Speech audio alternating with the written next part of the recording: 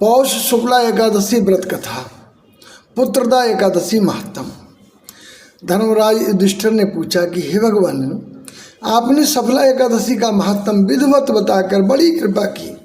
अब कृपा करके पौष शुक्ला एकादशी का क्या नाम है, उसकी विधि क्या है और कौन से देवता की पूजा की जाती है, मुझसे कहिए।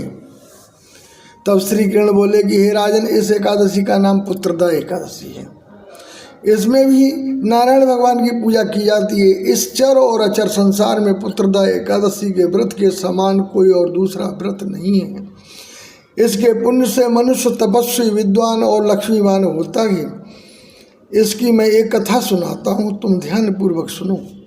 भद्रावती नगरी में सुकेतुमान नाम का एक राजा राज्य करता था। उसके कोई पुत्र नहीं था। उसकी स्त्री का नाम सैव्या था। वो निपुत्री होने के कारण सदैव चिंतित रहा करती थी। पुत्रहीन राजा के पितर रो रो कर पिंड लेते थे और सोचा करते थे कि इसके बाद हमको कौन पिंड देगा। राजा के पुत्र ना होने के कारण बंधु बांधव, धन, हाथी, घोड़े, राज्य तथा मंत्री, इन सब में से किसी चीज़ से भी संतुष्ट नहीं था।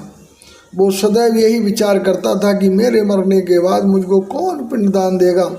बिना पुत्र के पितरों और देवताओं का ऋण कैसे चलेगा। जिस घर में पुत्र ना हो उसमें सदैव अंधेरा रहता है। इसलिए मुझे पुत्र की उत्पत्ति के लिए प्रयत्न करना चाहिए। जिस मनुष्य ने पुत्र का मुख देखा है वो धन्य है। उसको इस लोक में यश और परलोक में शांति मिलती है, अर्थात उसके दोनों लोक सुधर जाते हैं। पूर्व जन्म के कर्म से ही इस जन्म में पुत्र, धन आदि प्राप्त होते हैं। राजा इसी प्रकार रात दिन चिंता में लगा रहता था। एक समय राजा ने अपने शरीर को त्याग देने का विचार किया, परंतु आत्मघात को महान पाप समझकर उसने ऐसा नहीं किया। एक दिन राजा ऐसा ही विचार करता हुआ अपने घोड़े पर चढ़कर वन को चल दिया और पक्षियों व वृक्षों को देखने लगा। उसने देखा कि वन में मृग, व्याघ्र, सुअर, सिंह, बंदर, सर्प आदि सब भ्रमण कर रहे हैं। हाथी अपने बच्चों और हथनियों के बीच में घूम रहे हैं। इस वन में कहीं गीदड़ अपने कर्कश स्वर में बोल रहे हैं, कहीं उल्लू ध्वनि कर रहे हैं। वन के दृश्यों को देखकर राजा सोच विचार में लग गया। इसी प्रकार उसको दोपहर हो गया। वो विचारने लगा कि मैंने कई एक यज्ञ किए, ब्राह्मणों को सुंदर भोजन से तृप्त किया, और फिर भी ये दुख मुझे क्यों प्राप्त हुआ है। प्यास के मारे अत्यंत दुखी राजा पानी की तलाश में इधर उधर फिरने लगा। थोड़ी दूर पर राजा ने एक सरोवर देखा। उस सरोवर में कमल खिल रहे थे तथा सारस, हंस, मगरमच्छ आदि विहार कर रहे थे। सरोवर के चारों ओर मुनियों के आश्रम थे।